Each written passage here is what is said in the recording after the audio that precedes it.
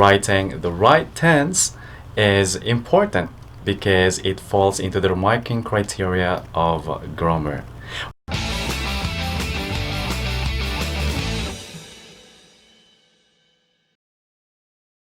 A lot of students are confused and has been asking on what kind of tense should they use whenever they're going to write their report in writing task 1.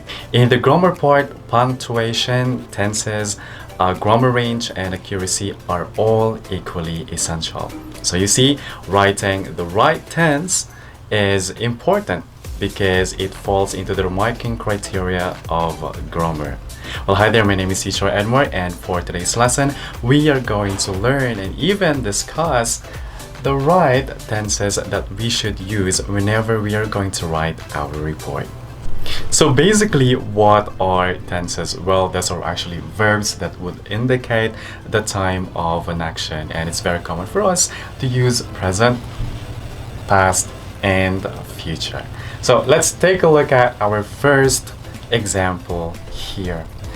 We have a chart that has no dates. So which kind of tense should we use?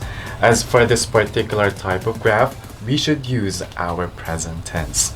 Well, the chart below gives information about billions of euros invested in 4 areas by various organizations. So if we are going to write our overview, it should be in its present form.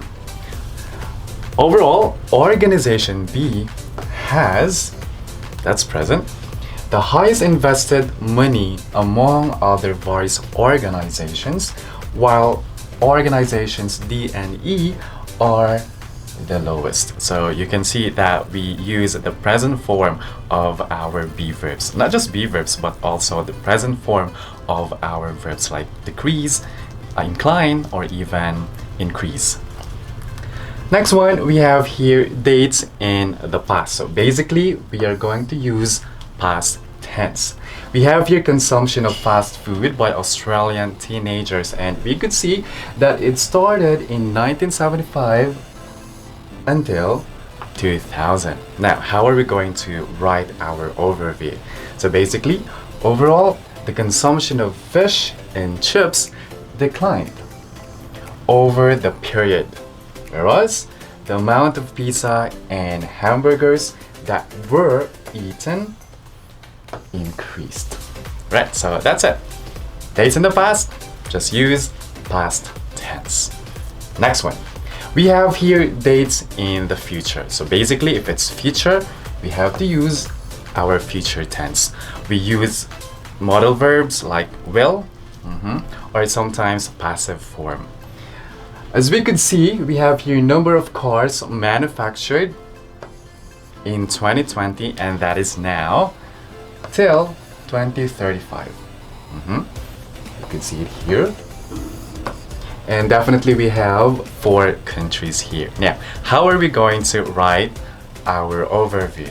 Well, basically, overall, Japan, the UK, and the USA show estimates that the quantity of cars mass-produced is set to decline. Well, this one we use our passive form instead of saying will decline, but that's still okay. Suddenly, by the end of the period, if we're going to complete that one. Although China indicates that there will be. So we use our modal verb will. Be a slow increase in car production all throughout. So we could actually combine our passive form as well as our modal verb will. And lastly, dates spanning both past and future. So basically, we just need to combine both past and future tense. Proportion of population age 65 and over. So what's the thing that we could actually see in this graph? Basically, it started in 1940 and now it's 2020, right? So that's in the past. And it's gonna span in 2040. So past and future. With this one, we could combine. So how are we going to write our overview? It's gonna be overall, the life expectancy of old people increased. in all three countries. So from 1940 and now it's 2020. Did it increase? Yes, it is. The most obvious movement is of Japan, where this expectancy is predicted to rise. Like what I've mentioned, we could use our passive form. Or if you don't want it, we could just say will rise considerably in the future. So there you have it. Now, how important tenses are in writing task 1? Like what I've mentioned, it belongs to the grammatical range and accuracy. So using the right tense would give us a higher score. Now, let's have our review. If there are no dates in our graph, basically we have to use our present tense. You may use be verbs like is or are, or you may use verb in its plural form like increases, decreases, or just simply use increase and decrease. How about dates in the past? It's so simple. Let's just use past tense. We could use was or had, were, or just simply add ed or d, like increased, decreased, declined, right? We also have here dates in the future, so future tense. We have here our simple pattern.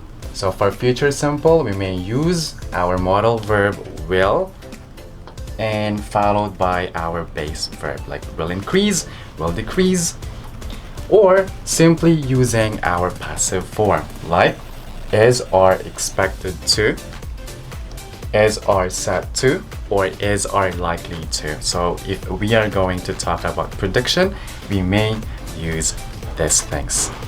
So there you have it. I hope that you learned something for today's lesson. And if you've enjoyed and learned something, please don't forget to like this video and subscribe to our channel. Please follow us as well on Instagram, Facebook, and on Twitter. I hope to see you next time. Ciao.